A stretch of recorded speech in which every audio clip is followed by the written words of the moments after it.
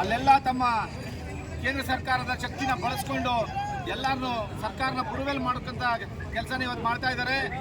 ಸಿದ್ದರಾಮಯ್ಯನವರು ಈ ರಾಜ್ಯದಲ್ಲಿ ಎಲ್ಲರೂ ಒಪ್ಕೊಳ್ಳೋಂಥ ಆಡಳಿತ ನಡೆಸ್ತಾ ಎಲ್ರಿಗೂ ಎಲ್ಲ ದೀನ ದಲಿತರಿಗೆ ಎಲ್ರಿಗೂ ಶಕ್ತಿ ತುಂಬುವಂಥ ಕೆಲಸ ಮಾಡ್ತಾ ಜನರಿಗೆ ಒಳ್ಳೆ ಯಶಸ್ವಿ ಕಾರ್ಯಕ್ರಮಗಳು ಕೊಡ್ತಾ ಉತ್ತಮವಾದ ಆಡಳಿತ ಕೊಡ್ತಾ ಇರುವಾಗ ಅವ್ರಿಗೆ ಕೆಟ್ಟ ಹೆಸರು ತರಬೇಕು ಅಂತ ಅವರು ಈ ಎಲ್ಲ ಕುತಂತ್ರಗಳು ಮಾಡಿ ಜುಡಿಷಿಯಲ್ ಇದಕ್ಕೆ ಪ್ರಾಸಿಕ್ಯೂಷನ್ಗೆ ಇವತ್ತು ಅನುಮತಿಯನ್ನು ಕೊಟ್ಟಿದ್ದಾರೆ. ಈ ಪ್ರಾಸಿಕ್ಯೂಷನ್ಗೆ ಅನುಮತಿ ಕೊಡೋದು ದುರುದ್ದೇಶದ ಉದ್ದೇಶ. ಯಾಕೆಂದರೆ ಕಳೆದ 40 ವರ್ಷದಿಂದ ಸಿದ್ದರಾಮಯ್ಯ ಅಧಿಕಾರ ಮಾಡ್ಕೊಂಡು ಬಂದಿದ್ದಾರೆ. ಯಾವುದೇ ಕಪ್ಪು ಚುಕ್ಕೆ ಅಂದರೆ ಆಡಳಿತ ಮಾಡ್ಕೊಂಡು ಬಂದಿದ್ದಾರೆ. ಆಮೇಲೆ ಇವತ್ತು ಏನು ಈ ದೇಶದಲ್ಲಿ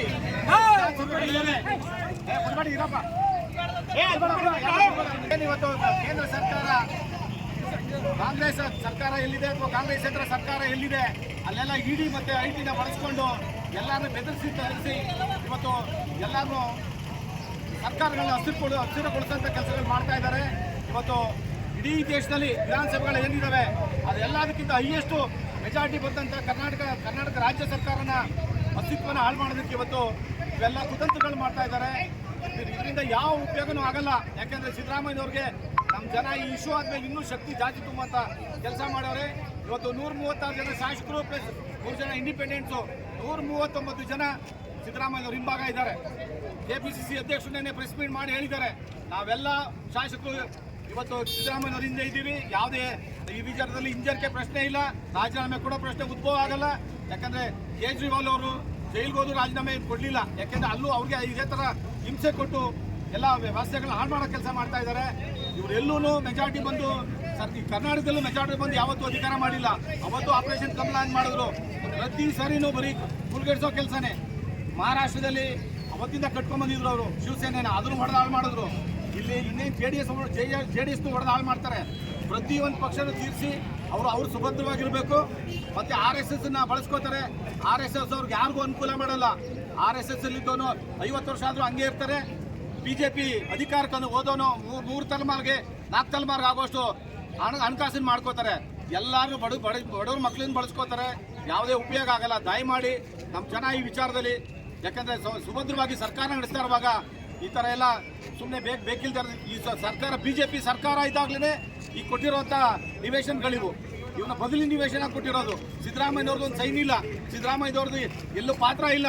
ಏನಿಲ್ದೇನೆ ಇದನ್ನು ಪ್ರಾಸಿಕ್ಯೂಷನ್ಗೆ ಅನುಮತಿಯನ್ನು ಕೊಟ್ಟವ್ರೆ. ಇದೆಲ್ಲ ದುರುದ್ದೇಶ ಇಟ್ಕೊಂಡು ಮಾಡಿರ್ತಕ್ಕಂಥ ಕೆಲಸ. ಇದರಿಂದ ಯಾವುದೇ ಪ್ರಯೋಜನ ಆಗಲ್ಲ. ಇವರು ಕರ್ನಾಟಕನ ಡಿಸ್ಟರ್ಬ್ ಮಾಡ್ಬೋದು, ಕರ್ನಾಟಕ ಜನತೆನ ಕಾಂಗ್ರೆಸ್ನ ಡಿಸ್ಟರ್ಬ್ ಮಾಡ್ಬೋದು ಅಂದ್ಕೊಂಡಿದ್ದಾರೆ. ಕಾಂಗ್ರೆಸ್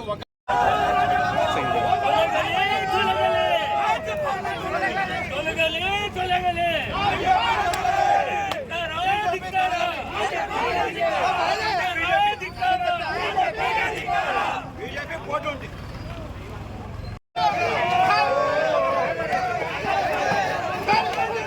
ಸೈಡು ಅಣ್ಣ ಸೈಡು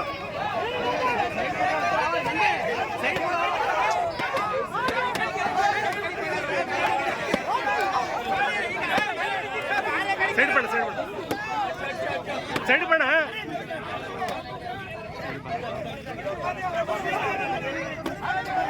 ಸೈಡ್ ಬಣ್ಣ ಸೈಡ್ ಬಣ್ಣ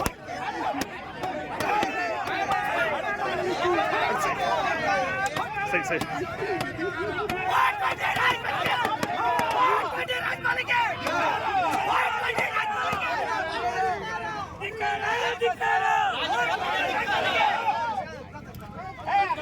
ಸೈಡ್ ಬರಪ್ಪ.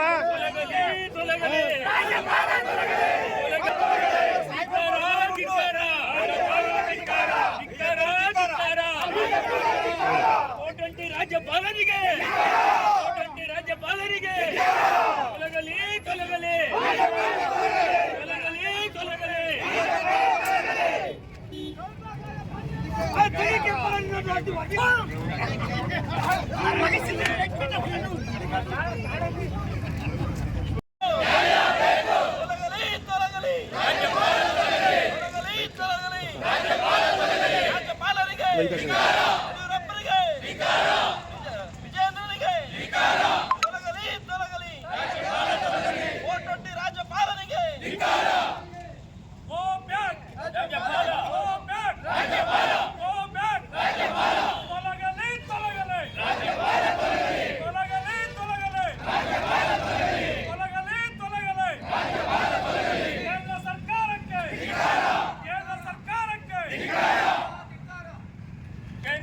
ಬಿಜೆಪಿ ಸರ್ಕಾರಕ್ಕೆ